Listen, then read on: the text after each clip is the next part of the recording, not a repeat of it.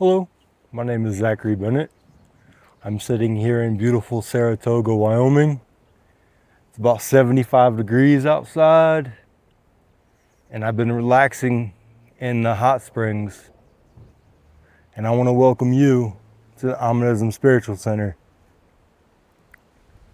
This is a video I've been wanting to do for a long time,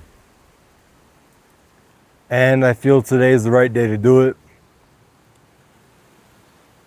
Every time I come to the hot springs, I'm always encouraged to make a video, and I've never made one yet, and this will be the first. So if you bear with me, I'd like to talk about love.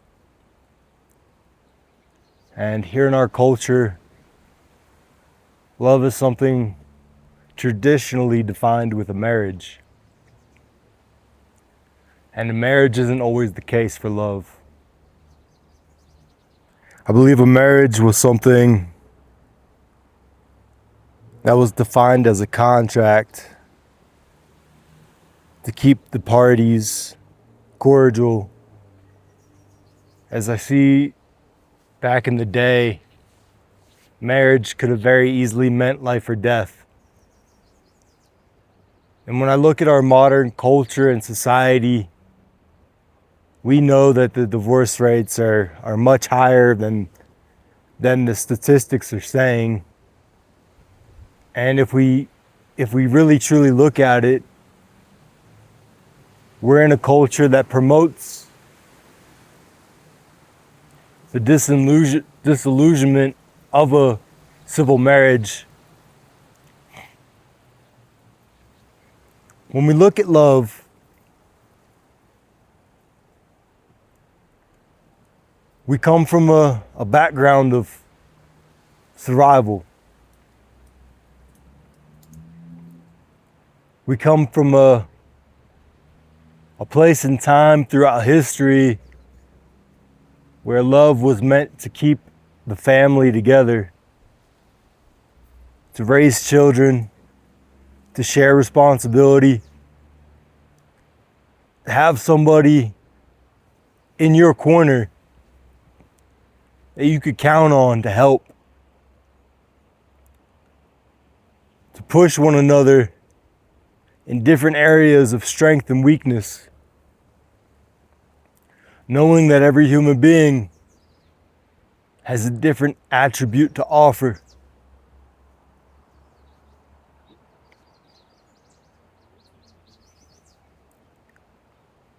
Now, I don't believe love is ownership.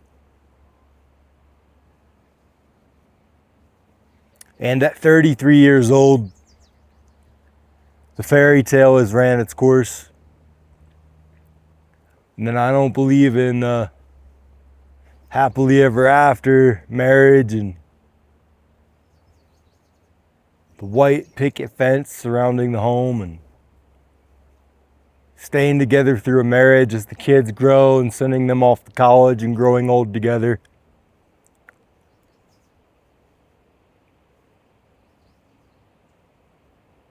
Because that involves constant work. A commitment to see another person as flawed and to take the religious traditions of loving them anyway.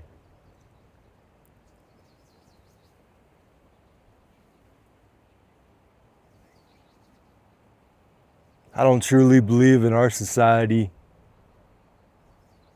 that hard work is promoted.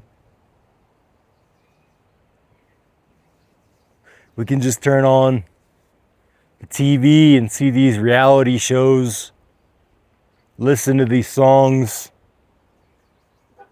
and know the truth instantly.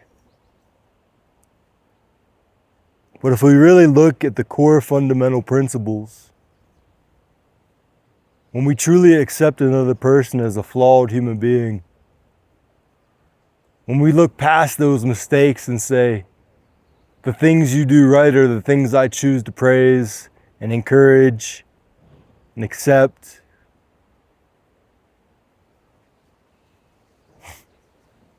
When we look within ourselves and we know we are too flawed, And we could choose to accept ourselves and love ourselves and make a conscious effort to want to do better.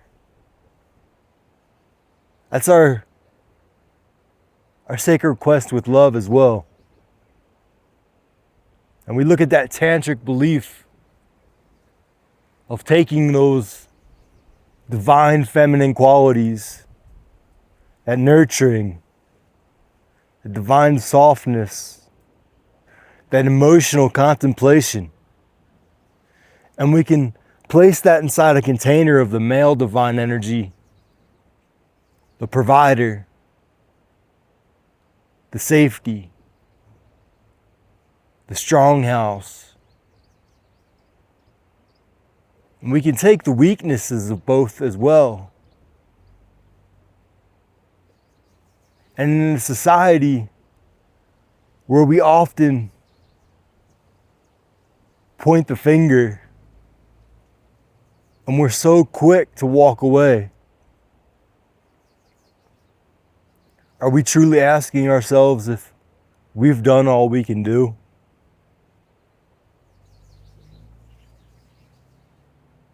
In other words, have we admitted to ourselves that by accepting this flawed human being, we've also accepted the responsibility of encouragement,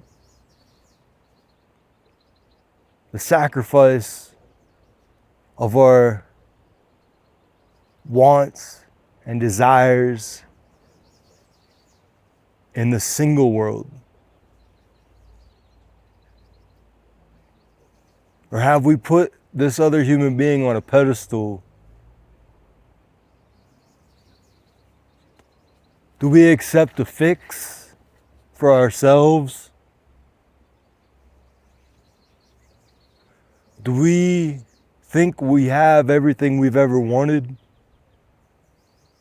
Or do we understand the realities that this other human being is an asset as a parallel partner to walk side by side with?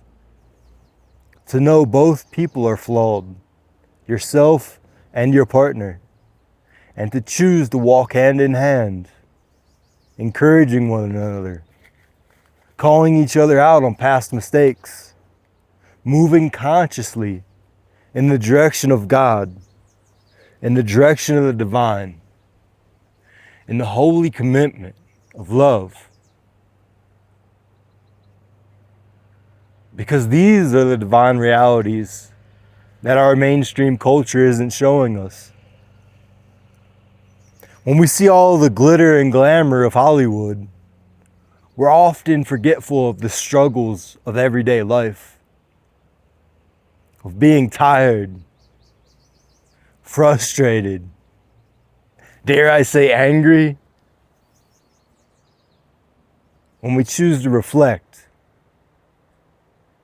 when we rewrite the script and put ourselves in their shoes, realizing we're just as much flawed as they are we blaming them, or are we taking immediate action and encouraging them to be a better human, walking into a paradise, into a heaven on earth? Because the perspective we carry is our own. Holding that divine truth, that sacred seed we all have, knowing from our Creator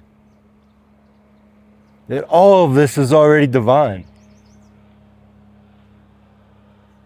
Because that's what we're missing in society.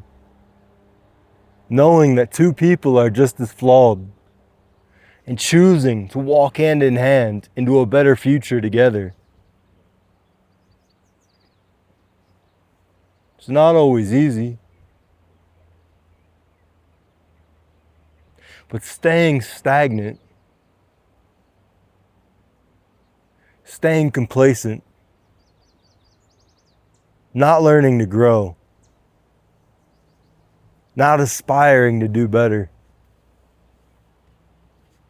And truly, I can only speak on the perspective of a man, as a provider, as a protector, my societal role, my tantric expression of my divine masculine energy. When our culture and society shuns men from feeling their expressions,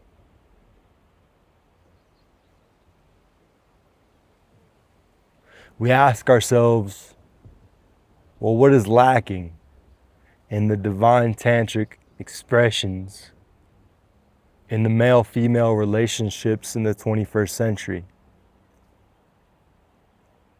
Communication, an expression of emotions, a deep understanding of truth, that willingness to lay it all on the line, to be completely vulnerable through the good and the bad. These are the things that are held sacred, because in a land that wasn't that far ago in the distant past, your relationship and your family was your lifeline to this universe, to this divine connection with spirit. Truly understanding one another,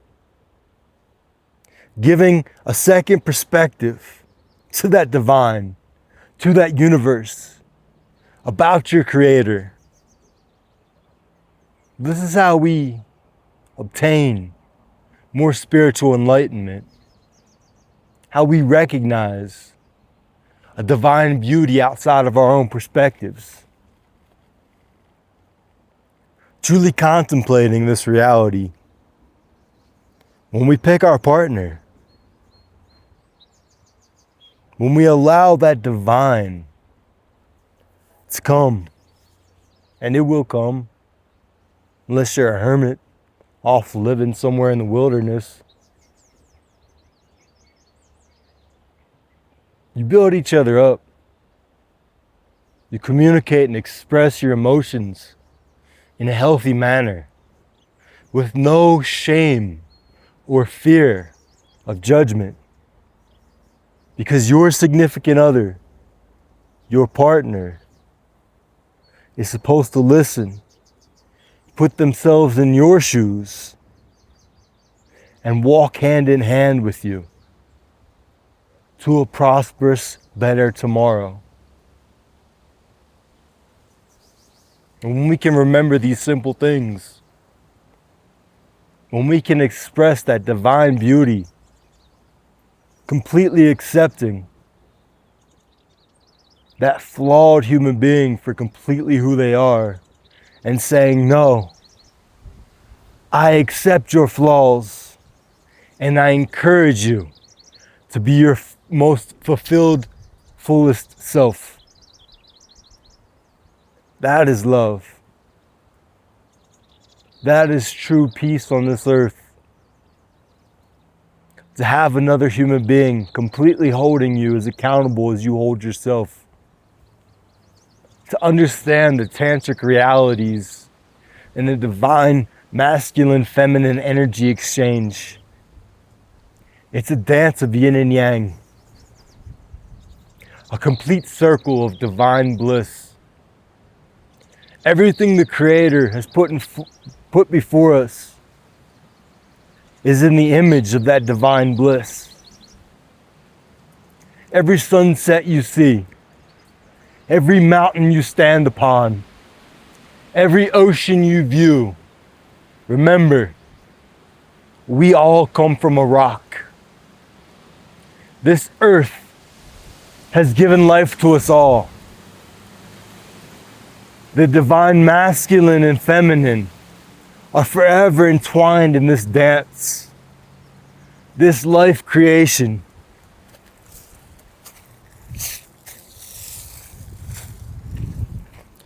And truly seeing the spark, the divine reality between us is the key to life, is the beauty to success. is everything they've ever decided can't be and will be.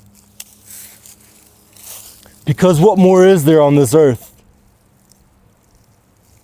Can you look into space and find an answer nobody's found before? I don't think it can be done. I think the true realization in this world is being able to accept yourself as you accept another. Remembering the truth that we're all the one and we're all the same. We all share this divine spark and creation of reality. This stardust, this metaphysical energy. Can you look at the birds and find any answers we humans haven't struggled to answer? Can you look at the stars and find a pattern that explains your reality and your existence here on this earth? When looking within, realize you are enough. That divineness you seek is already within you. That the answer has already been told 1,000 times. The remembering is your only job. Accept yourself, then accept another for who you are, who you were, where you're going. These are the divine realities of our world. There's not going to be a cave that humans are going to stumble upon that is going to give us any more answers than we already have.